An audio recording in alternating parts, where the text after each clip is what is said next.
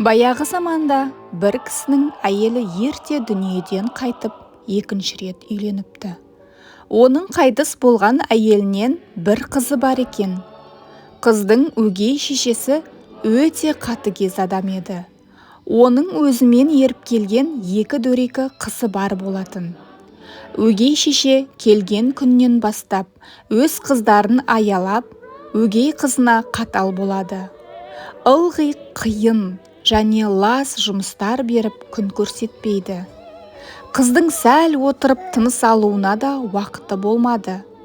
Кейде қатты шаршаған ол пештің күлін шығарып жатып, күлдің үстінде отырып, ұйықтап кетуші еді. Осыны үнемі көріп жүрген өгей әпкелері оны мазақтап, күл қыз деп атап кетеді. Бірде хан сарайында үлкен бал өткізілетін болады. Оған барлық мәртебелі бай адамдар шақырылады. Шақыру қағазы күл қыздың өгей шешесі мен қыздарының қолына тиеді. Сол күннен бастап өгей шешесі патша сарайына баруға қызу даярлық жүргізеді. Үйдің бар тірлігімен күл қыз айналысады. Ол аз болса, үшеуі үш жақтап ары-бері жұмсап, мазасын алады. Осылай патша сарайына да баратын кезде жақындап қалады. Күл қыз түні бойы ұйықтамай, үшеуінің көйлектерін әшекейлейді. Ертеңінде ерте қыздар шешелерімен бірге дайын тұрған көйлектерін киіп, күймеге қарай бет алады. Үйден шығып бара жатып күл қыздан: «Сен патша сарайына барғың келе ме?»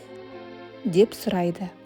Патша сарайын сарайда өтетін балды көргісі келген қыз басын изейді. «Онда үйді түгел тазалап шық.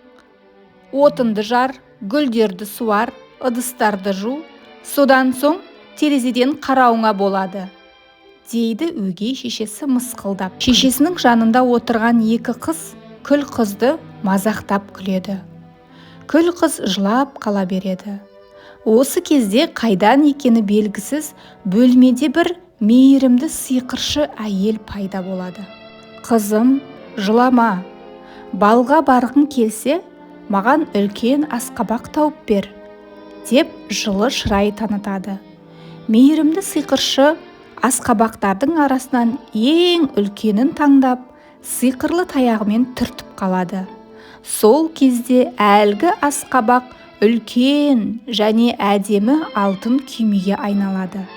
Жанында жүгіріп жүрген тышқандарды түртіп еді, асыл тұқымды жылқылар пайда болды. Қақпанға түскен үлкен атжалман да іске жарайды. Одан мұртты атқосшы шығады.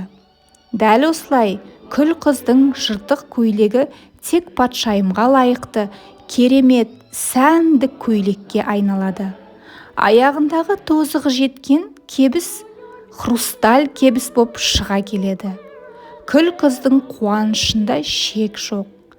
Мейірімді сиқыршы әйел оны шығарып салып тұрып: «Есіңде болсын, сағаттың тілі тура 12 соққанда сиқырдың күші жойылып, барлығы өз орнына келеді», деп ескертеді. Сонымен алтын күйме сарайға лезде жетеді. Күл қыз қысыла ішке кіреді. Сарайдағылар айдай сұлу аруды көріп таң қалады. Ханзада жұмбақ ханшайымды биге шақырады. Жігіт қыздан көз алар емес. Екеуі кеш бойы бірге билеп, бірге жүреді. Осылайша ханзада мен күл қыз балдың сәніне айналады. Кенет сағаттың тілі 12-ге келіп, қыздың есіне сиқыршы әйелдің айтқан ескертуі түседі. Ол ханзадамен асыға қоштасып, сарайдан жүгіріп шығып кетеді. Ол баспалдақтармен асығып, аптығып түсіп келе жатып, абайсызда хрусталь кебісінің бір сыңарын түсіріп алады. Ханзада қызды қуып жете алмайды. Басы салбырап, кері қайтқан ол баспалдақтармен жоғары көтеріліп келе жатып, ханшайымның аяғынан шешіліп қалған бір хрусталь кебісін тауып алады. Ал күл қыз сыңары жоқ хрусталь кебісін көтеріп үйіне оралады. Ертеңінде өгей шеше мен қыздары патша сарайында көрген білгендерін, әлгі жұмбақ ханшайым туралы тағы да әңгіме етеді. Екі әпкесінің жұмбақ ханшайымның кім екенін білмей бастары қатады. Олар сол сұлудың көз алдарында жүрген күл қыз екенін қайдан білсін? Осы кезде патша сарайынан шабарман келеді. Ол патшаның «Мына хрусталь кебіс кімнің аяғына тура келсе, сол ханзадаға тұрмысқа шығады» деген жарлығын айтады. Ол бүкіл патшалықты аралап, бойжеткен біткеннің бәріне хрусталь кебісті кигізіп көріпті. Бірақ кебіс ешкімнің аяғына сыймапты. Кезек күл қыздың үйіне келген екен. Өгей шешенің қыздары хрусталь кебісті қанша кимек болып тырысса да, кебіске аяқтарының ұшы ғана сыяды. «Сіздерде басқа қыз жоқ па?» деп сұрайды патша шабарманы. Екі қыз: «Бар, ол күл қыз, үнемі кір-кір болып жүреді» деп мысқылдап жауап береді. «Мен патшалықтағы бойжеткендердің бәріне кигізіп шығуым керек. Сондықтан қандай болмасын, шақырыңыздар» деп бұйырады шабарман. Өгей шеше дауыстап күл қызды шақырады. Отын жарып жүрген қыз қысыла үйге кіреді. Шабарман ештеңеге қарамастан хрусталь кебісті аяғына өлшеп көреді. Кебіс шап-шақ екен. Мұндайды күтпеген өгей шешесі мен әпкелері ауыздары ашыла қарап қалады. «Міне ғажап, аяғына құйып қойғандай дәл келуін қарашы» деп шабарман қуанышын жасыра алмай. Барлығы таңырқай қарап тұр.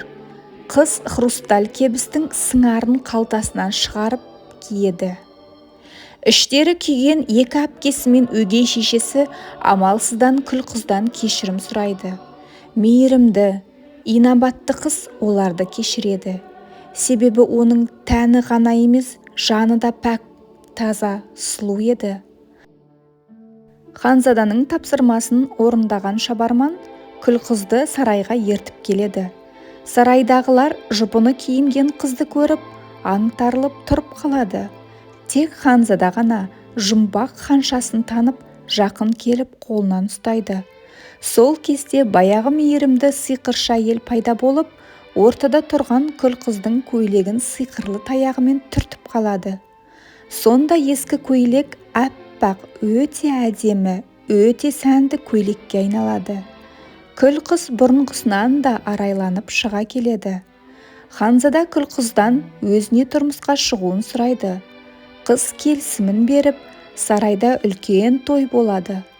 Осылай олар ұзақ әрі бақытты өмір сүріпті.